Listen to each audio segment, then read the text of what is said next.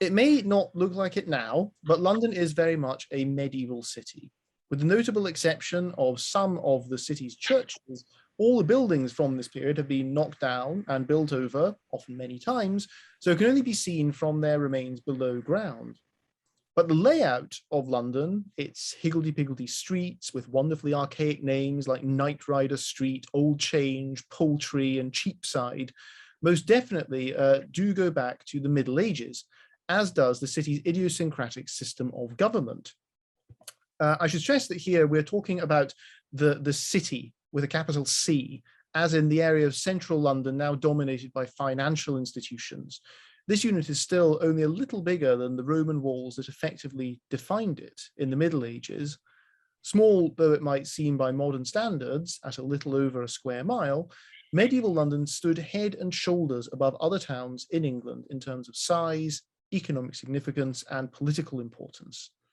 That was the case by the time of the Norman conquest already in 1066, when taking the kingdom necessitated taking London.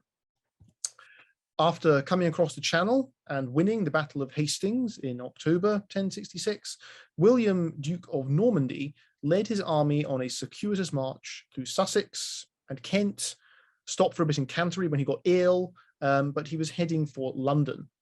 Taking the city by this stage clearly was essential to gaining control of England, and Norman historians writing in the years soon after the conquest emphasized the daunting size of London, plus its reputation for being a tough nut to crack militarily. As Guy of Amiens put it, London was a most spacious city, full of evil inhabitants, and richer than anywhere else in the kingdom. Protected on the left by walls and on the right by the river, it fears neither armies nor capture by guile. In the event, William's knights, who tried to come in from what's now Southwark, were actually forced back on their first attempt to enter London across the London Bridge, and so the whole army had to take the long way round. I'll just jump back to my map for a moment. Marching west along the south bank of the Thames until they crossed at Wallingford. London eventually capitulated peacefully after the leaders of the English resistance gave up the fight, but it was a near-run thing, and a great big force did indeed appear right outside the walls of London, and some Norman historians say there was indeed a degree of conflict that took place. So London's status as England's leading city was clearly established by this year, and it has not looked back since then.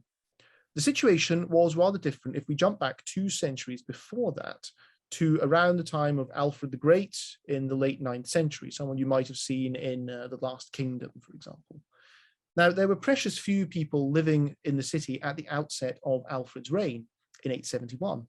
It was, of course, a former Roman city of major importance, though for much of the 9th century, London would have been a place of overgrown ruins and open spaces, dominated in the west by the Anglo-Saxon incarnation of St. Paul's Cathedral. Unusual burials of the 8th and 9th centuries found on the Thames foreshore and on Rangoon Street mark the city out as a strange sort of liminal area, emphatically not a burgeoning centre of population, power, or trade. London's economic centre of gravity from about 600 to 850 had been situated in what is now, sorry, my slides are not correct, there we go, situated in what is now the West End, roughly between Trafalgar Square and Lincoln's Inn Field. This settlement, known as Lundenwic, was more like a permanent fair of traders. I think in the book I even use the analogy of a permanent car boot sale. A permanent fair of traders and craftspeople, rather than anything we'd recognize as a town. In the course of the 9th century, Lundenwic seems to have broken up into numerous small clusters of habitation, which gradually spread eastwards along the Thames in that space between Lundenwic and the City of London, roughly along Fleet Street, that broke up and gradually moves through that area until it comes to the western edge of the Roman city.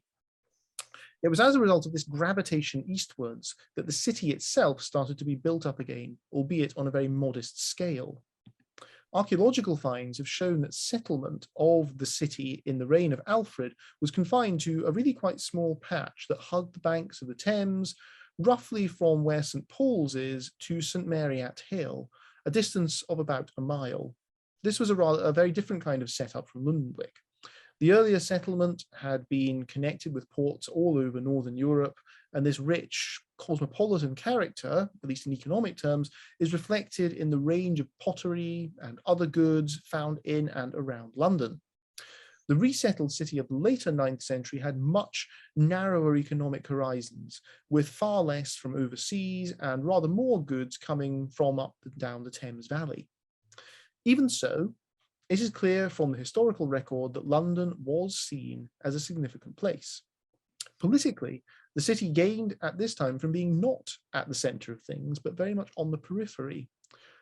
London's position on the Thames put it right on the border of two of the major kingdoms of the day, Mercia to the north, with its heartland off in the West Midlands, and Wessex to the south, with the real power base being in sort of Hampshire, Somerset, Wiltshire, places like that. So Mercia and Wessex are the two major powers that are conflicting with London by this stage. Moreover, after the Viking invasions of the 860s and 870s, the divide between English and Viking territory was set at the mouth of the River Lee in what is now the Docklands. In other words, London was a three-way frontier city. It was precisely this unusual political geography that drew Alfred the Great's interest when he visited the city in 886. The rather evasive chronicle accounts we have about this say that he restored the city, which could mean laying out new roads and or maybe rebuilding its fortifications. But we do know that at the same time, Alfred also held a major gathering in London, where Mercians and West Saxons came together to reaffirm their allegiance to Alfred, potentially with the Vikings looking on anxiously from a mile and a half further east. On this occasion, London's in-betweenness made it important, but in general, it did not yet stand out as any more significant than about half a dozen other leading urban centres in England. An observer of about the year 900, asked to put money on where would be the leading urban centre of the land a century or so later, might well have picked Canterbury, Chester, Winchester, or maybe York instead of London. So what changed between the time of Alfred and the Norman conquest? In very general terms, London shifted from being on the edge to being at the centre. Its success was bound up with the emergence and development of the Kingdom of England, which gave London a larger entity to be the centre of. Connectivity with Wessex, Mercia, East Anglia, Kent, and the sea, taking you out to other places beyond, suddenly became a big plus. This was a process that can be traced back to Alfred, who brought together Mercia and Wessex, but which was really the achievement of the generations of kings who followed him in the 10th century. Edward the Elder and his sister Athelflaed, Lady of the Mercians, conquered the Midlands in the 910s, while Athelstan in 927 added York and its territory to his kingdom, and subsequently asserted English supremacy over the kingdoms of Western and Northern Britain. Edgar, in the 960s and 970s, consolidated the running of this expanded territory, an enterprise that continued under his ill-famed son, Ethelred II, Ethelred the Unready. From London's point of view, Ethelred's reign was in fact to prove crucial, in large part because of unforeseen and turbulent events that thrust the city into the limelight. The Vikings, the aggressors of Alfred's reign, returned to England in the 980s, their attacks escalating in duration and severity over the next 30 years, culminating in the successful conquest of England by the Danish king Sweyn Forkbeard in late 1013.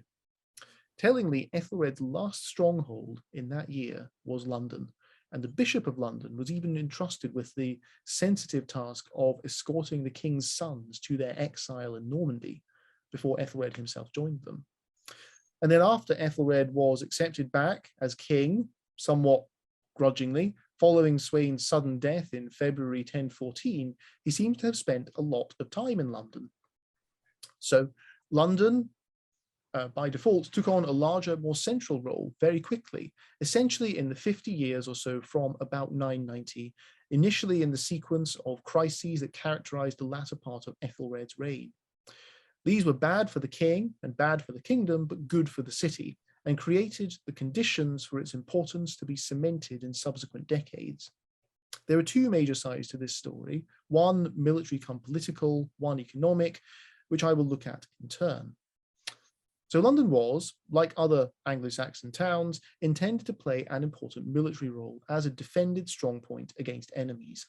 Unlike most other towns in the age of Ethelred, however, London did so with conspicuous success. In 994, Sweyn Forkbeard led an expedition against the city. This was a serious assault force consisting of 94 ships' crews. But there, wrote one of the authors responsible for the Anglo-Saxon Chronicle, the Vikings suffered more harm and injury than they ever thought any citizens could do to them.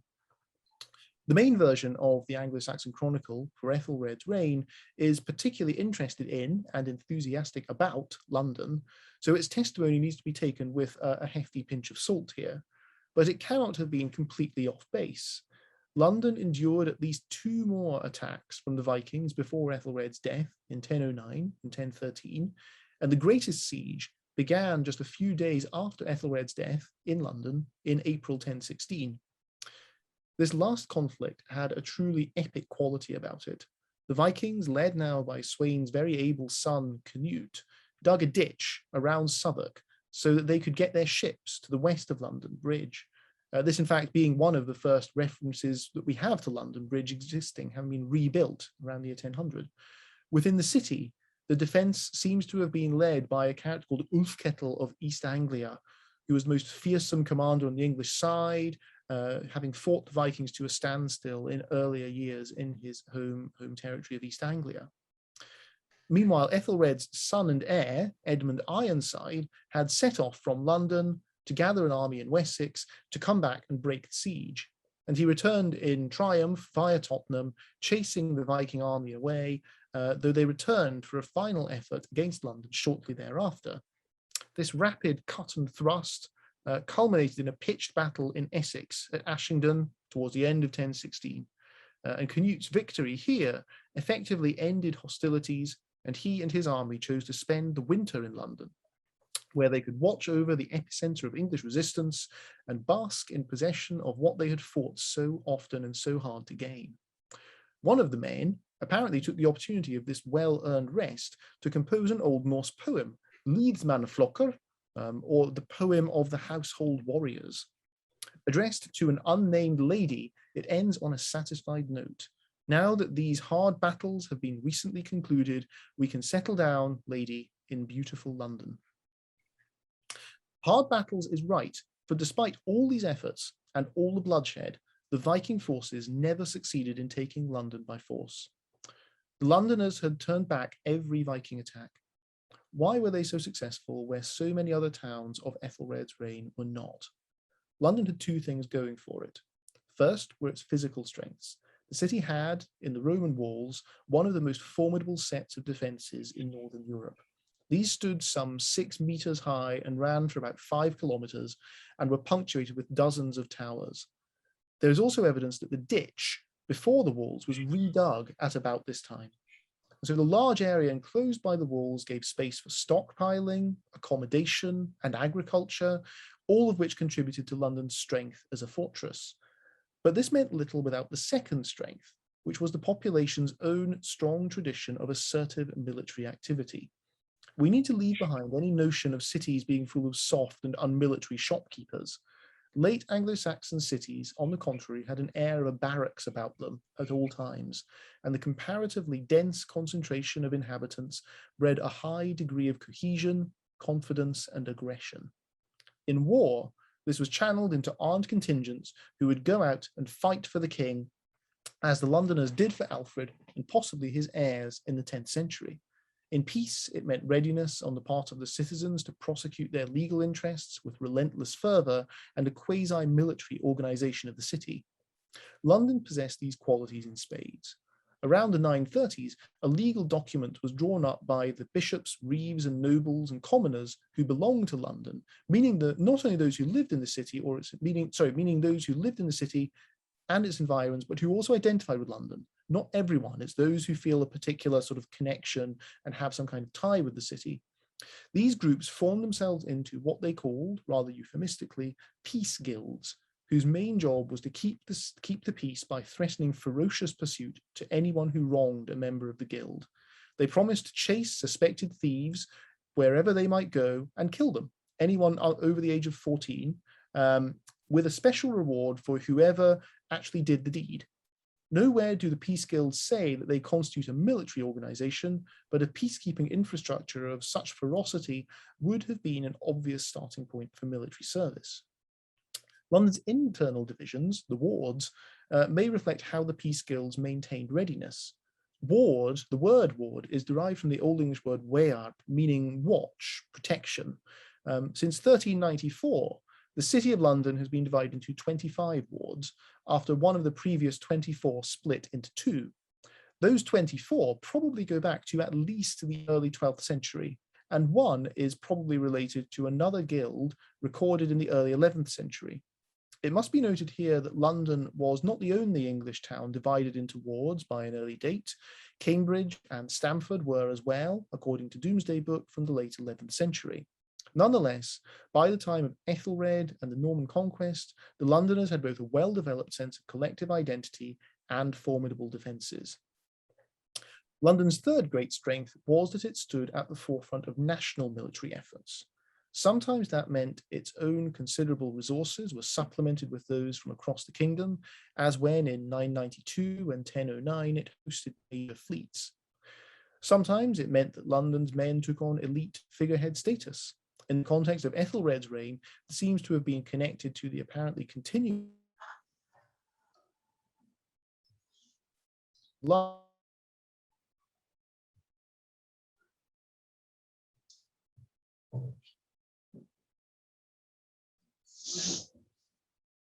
county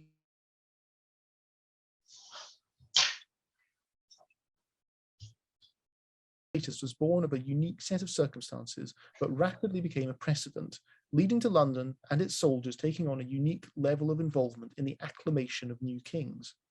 Ethelred's death provided a first signal of the way the wind was blowing.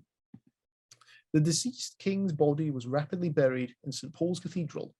He was the first monarch to be buried there in over 3 centuries, and Ethelred's tomb survived until the destruction of Old St. Paul's in and around the Great Fire.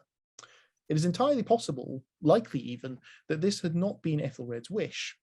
His burial in the heart of London reflects the fraught situation at the moment of his demise, the general prominence of the city in his regime, and also, and perhaps most pertinently, the seizure of the initiative within the city by a party of supporters of his son, Edmund Ironside. 3 different sources suggest just how contentious Edmund's path to power was.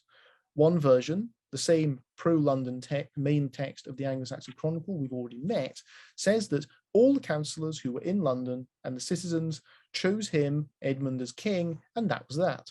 Though suggestively it admits a little later that Edmund had to go forth and take possession of Wessex separately.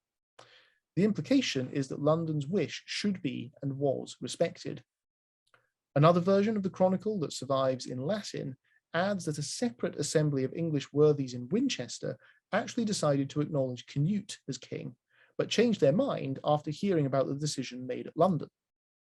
Finally, there is a slightly more problematic source, the Encomium Emmae Reginae, the Mirror of Queen Emma, written in the early 1040s and known for sometimes embroidering the truth to make rhetorical points. Yet its account of events at London in 1016 is worth looking at. It says that the Londoners initially agreed to allow Canute and his men into the city after Ethelred's death. But Edmund had been spirited out of London by a faction within its garrison the night before and gathered enough men to re-enter the city to prosecute his claim to the throne, though they only did so after Canute and his forces had moved out. If 1016 shows that London's voice was one among many on the national scene, the years 1035 and 1042 show how its say became more dominant over time. Ironically, Ethelred and Edmund's longtime adversary Canute played a big part in securing this legacy for the city. He permanently stationed a large detachment of his leadsmen, or veteran mercenaries, in London to watch over the city. One of them may well have been buried under this remarkable tombstone, covered in Scandinavian-style ornamentation and runes of the right era that was found near St. Paul's Cathedral in the 1850s.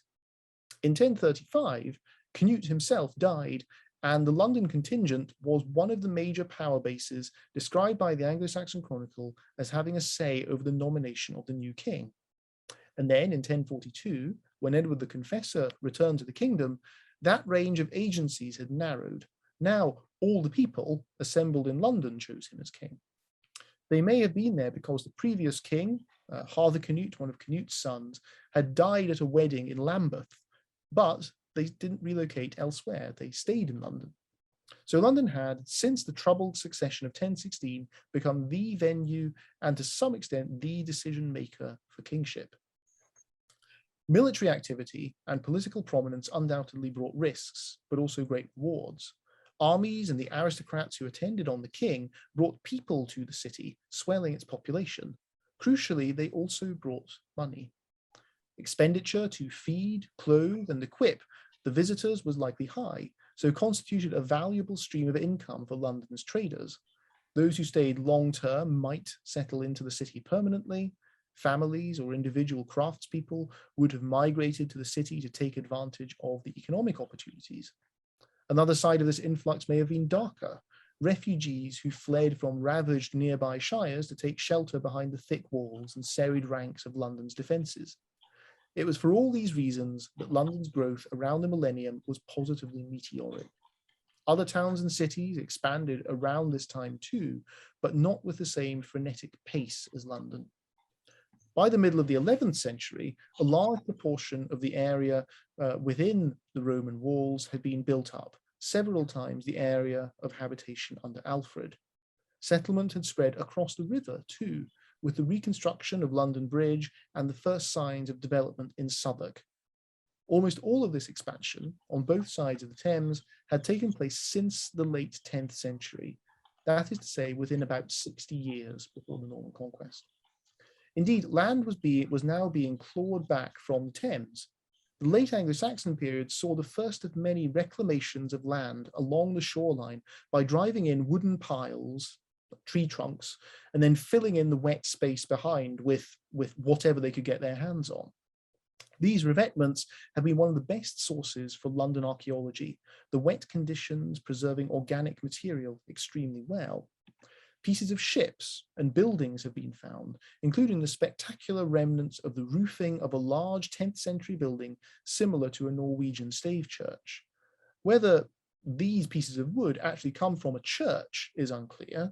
We know it was a building on that sort of scale, but not what it was for. But there is no doubt that the city's first local churches were also appearing at this time. No fewer than 27 city churches have produced archaeological evidence for origins before 1100. And this should be taken as a minimum. Just one church, All Hallows by the Tower, also known as All Hallows Barking, contains possible standing fabric from the pre-Conquest period in the form of an archway that was only unveiled due to bomb damage in the Blitz. The urban sprawl of London within the walls was made up largely of quite small houses and workshops, of which traces of around 150 have now been found. These were single-story wooden buildings, most, although they were becoming more densely packed together, still having what would now be considered quite a generous garden around or behind. They showed an increasing level of diversity in construction and appearance, perhaps reflecting the growing city's varied population. Some had glass windows or timber cellars. With so many more buildings springing up, a whole network of new streets had to be established too. These departed from the almost grid-like pattern of the Alfredian part of the city. The new roads spread out from this core area in a more organic, tendril-like manner. That old inner part of the city was now its heart, the most densely built-up zone within the walls. It should be stressed that although London was, of course, a Roman city, and some of the major roads emanating from it followed the same course as Roman roads, within the walls, the Roman street layout was completely abandoned. This was to all intents and purposes a city newly laid out in sequential bursts of activity between the 9th and 11th centuries. Evidence for this new street plan is almost all archaeological. We see that the frontages of buildings respect more or less the same road layout as now. A few actual road surfaces have been identified. This material evidence can be set alongside a few texts referring to specific roads in the city. Documents from the time of Alfred granting big blocks of London land to bishops from as far afield as Worcester and Canterbury refer to public streets, which could just mean routes designated and reserved for public use, or perhaps streets used for markets. Frustratingly, these and other documents from the 11th century and before do not refer to these streets by name. It's just the public street. It is possible that the early inhabitants of London thought more in terms of features and areas than specific streets and their names, especially as these were being put together. Since we have plenty of names of these other features and landmarks of early London, even though we can't always find them, we know that there was an Ethelred's Hythe, Ethelred's sort of harbour place. There was also a fish Hythe, both of which were on the banks of the Thames, of course, as well as an old stone building, possibly a Roman ruin referred to as Whatmund Stone, somewhere nearby to Ethelred's Hythe. One recent and unexpected discovery sheds new light on late Anglo-Saxon London's streetscape. It is a coin which emerged only 2 years ago in 2019. This silver penny was struck in the name of King Harold I, the son of Canute, and belongs to the period between 1035 and 1040. Its obverse, with a representation of the king, is standard for the type. The reverse, in general design, is also standard, but what the text actually says on the reverse of this coin is more of a surprise. Its inscription first names the individual responsible for producing the coin, known as a moneyer in the Anglo-Saxon period, in this case, who went by the name of Eadwald. Next comes the preposition on, meaning in or at in Old English. What follows this is unprecedented. The word Estchep, which can be understood as Eastcheap, a street in the eastern part of the city of London, with the last two letters that we get after it, LLU, LV, being an abbreviation for London, London. In other words, Eadwald, moneyer on Eastcheap, London. All that's missing for a full address is a postcode. To my knowledge, this is the first occurrence in any media of a city street name that still survives, and the earliest reference to Eastcheap by almost a century. It is also the only known Anglo-Saxon coin to refer to a street name within the place where it was made. The decision to name the street in this way could have been pragmatic if London happened to have two moneyers by the same name at the time it was made. This is a distinct possibility. Alternatively, Eadwald might have identified strongly with Eastcheap for reasons that we can't pin down any longer.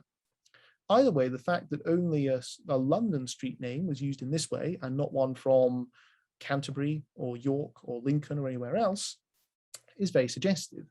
It was the biggest and most prominent town in the country and had a unique relationship with the kingdom's finances and coinage, which I'll tell you a bit about now. Now, this special relationship had developed only in the late Anglo-Saxon period as well, starting from about the late 10th century. Coins had been made in London more or less constantly since the 7th century, and it had usually been one of the main mint towns in England. But it was still in the same league as Canterbury, York, and several others.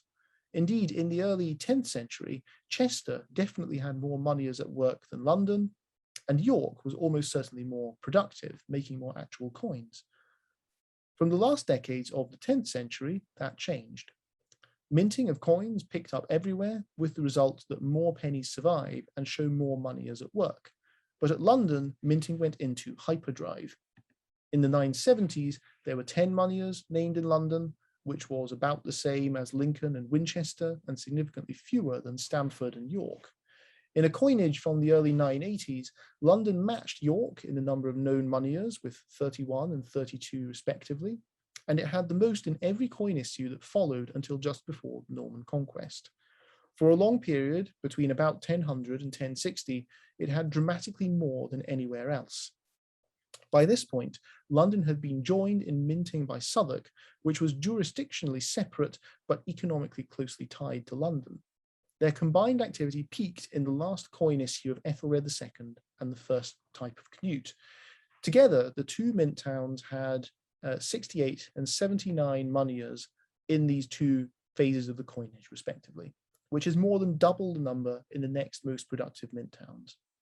What this meant in practice is that London and Southwark had, in the space of a few years, that many individual workshops where coins were being made. This was the usual setup for late Anglo-Saxon coin production. There was not generally a single mint building. Rather, individual moneyers would operate their own premises where they served as a combination of money changer and overseer of the actual production of coins. Some might have worked on a commercial basis, selling new coin to anyone with old or foreign silver that needed to be changed, but most probably reflected closed networks of demand that propelled coins between the city and communities elsewhere in England. London's voluminous complement of moneyers translated into vast representation in the surviving stock of coins. Among a sample of 50 major museum collections, York, Lincoln, Stamford, Winchester, and York account for between 1,100 and 2,600 coins each. London alone accounts for over 4,100. The figure is even more impressive if one looks at the single finds of coins from within England. These are especially important because the coins were made in the first instance for use within England, and also because these coins, typically found in isolation by metal detector users, represent an apparently random sample of those lost by chance in the course of circulation, so offering a good gauge for the overall shape of the circulating currency. The single finds reveal the high degree of London's dominance in the late Anglo-Saxon monetary system. In the period from about the 980s to the 1040s, London was almost always the best represented single mint town, and in some issues, London alone accounted for the majority of all coins that have been found, which is to say nearly 40% of the total. London's huge complement of moneyers and their vast output of coins reflect the special standing the city was taking on in England's governmental and military machinery, the two being closely linked together at this time. Ethelred's reign, and to a lesser extent those of subsequent rulers, saw financial pressures on the population pile up and up. These are why the coins were being made. Successive waves of Viking invaders had to be bought off with silver so as to forestall their violence and pillaging. The first such payment was raised in 991 and consisted of £10,000. That's quite a lot of money nowadays, but it's a huge amount of money back then. It's impossible to translate that exactly into a modern figure, but we're talking millions. It was followed in 994 by £22,000 and £24,000 in 1002. Others followed, escalating in size, the biggest single demand being £72,000 in the year 1018, which included £10,500 imposed on London alone. By this means, Canute paid off much of his army. The English had to cough up other large payments too. In 1012, Ethelred II instituted a separate annual tax on land, the proceeds of which supported a force of Vikings who had entered English service and were based at Greenwich, close to London. In 1014, £21,000 was raised to pay this army, and over £32,000 in 1041. These headline payments are known from references in the Anglo-Saxon Chronicle and related sources, but that is in part because they were so unusual. Other obligations may have been more established and so less well recorded. The constant military campaigning came at a cost, for example. Soldiers were not typically salaried as such, but they did receive money raised by the surrounding population from where they came from to cover their supplies. A passage in Doomsday Book suggests that in the later 11th century, each soldier received £1 to cover his needs. So again, we're talking the equivalent of hundreds or thousands of pounds in modern terms. It's difficult to determine the size of armies, but a few thousand each time, more in some cases, is not implausible. Now, London would, of course, have had to contribute to a lot of these payments itself, most obviously in 1018, when it was singled out for a punitively high charge. If fresh coins were required to settle these debts, they would have accounted for a significant part of the roaring business that London's moneyers did. Alternatively, the moneyers themselves could have taken on the role of finding silver for those who didn't have it. So, peasants or others who had resources but not cash could go to the moneyers and pay them some other commodity in return for the crucial coins. All of this would also have been true of other mint towns across the country, but what made London stand out was the role it played in marshalling and concentrating resources from the rest of the kingdom.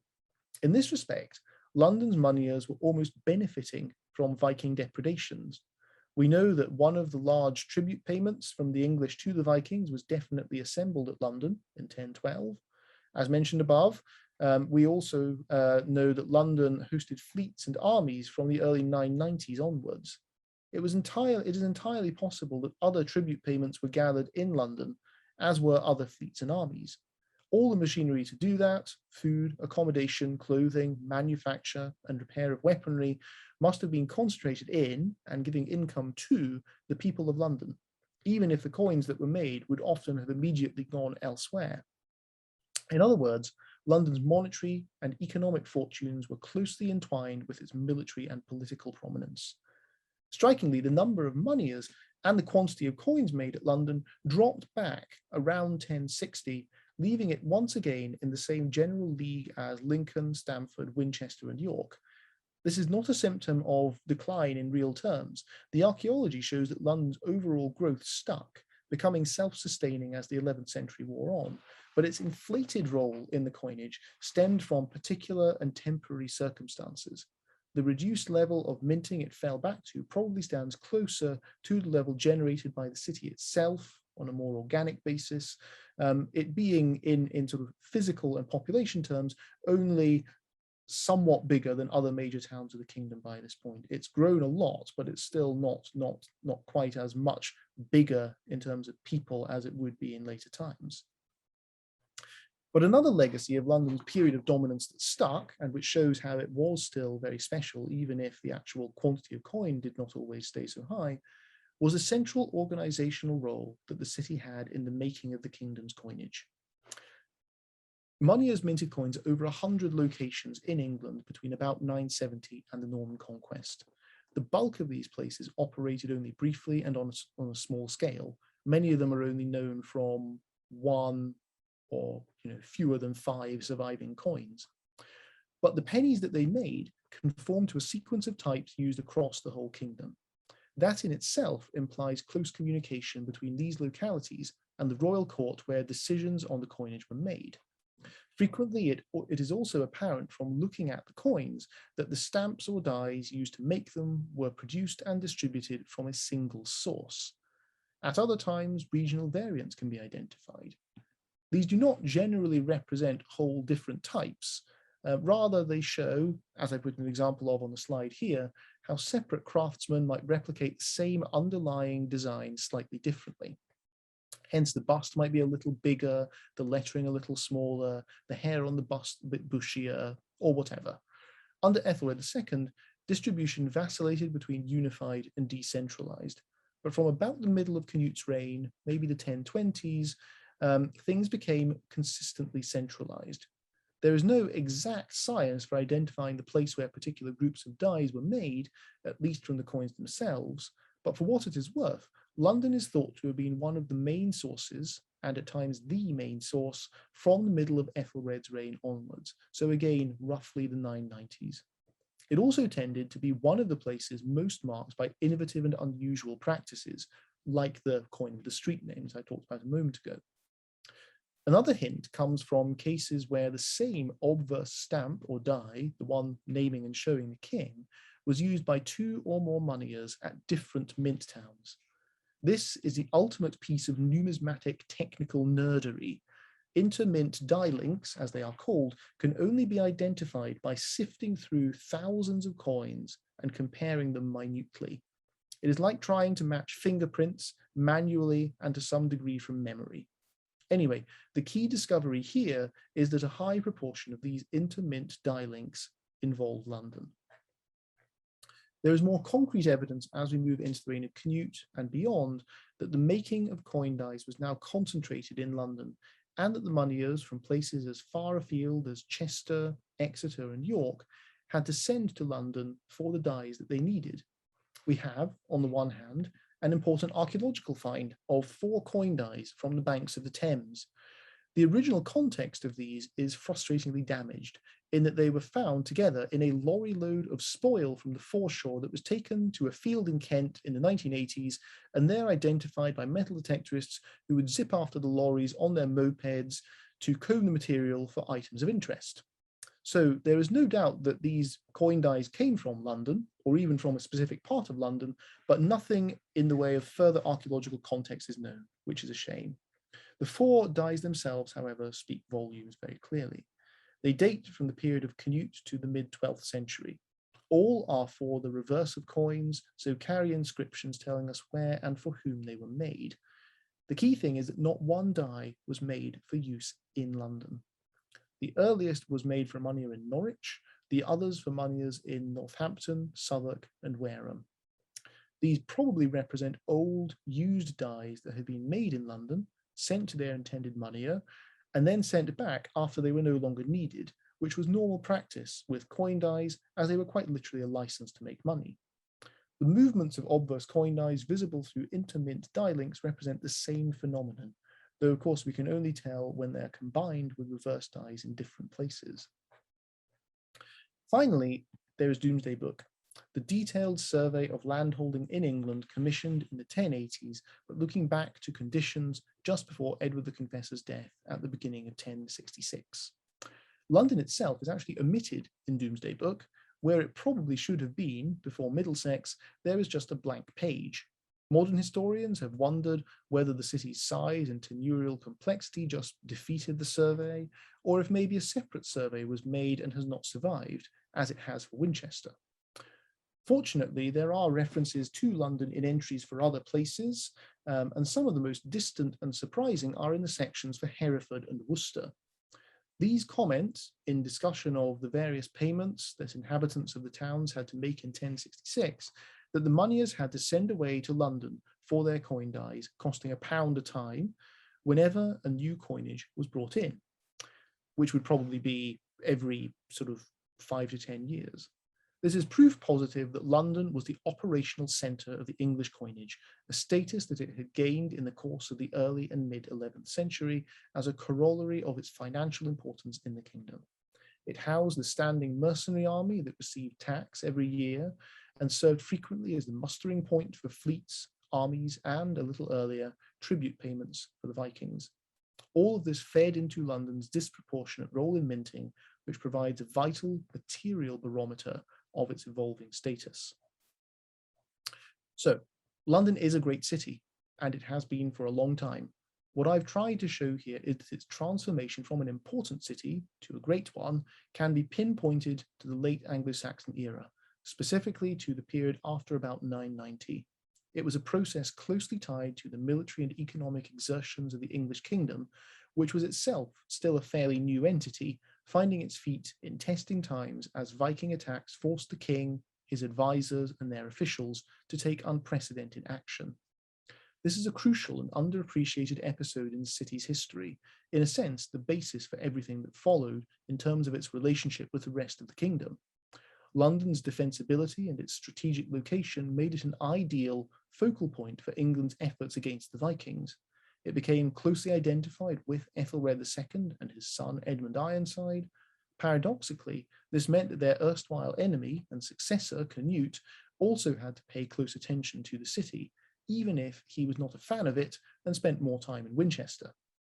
London retained its military importance, and under Ethelred's younger son, Edward the Confessor, the city returned to royal favour, grandly demonstrated by Edward's decision to patronise and reconstruct Westminster Abbey, adjacent to London, on a really lavish scale.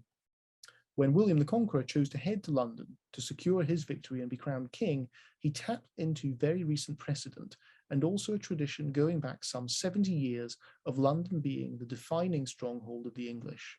It was not yet, strictly speaking, a capital city in the sense of a permanent base for the king and his administration, though nowhere really was in England or really anywhere in Northern Europe at this time. But of the capital cities that England did not have, London was becoming established as the most important. Thank you.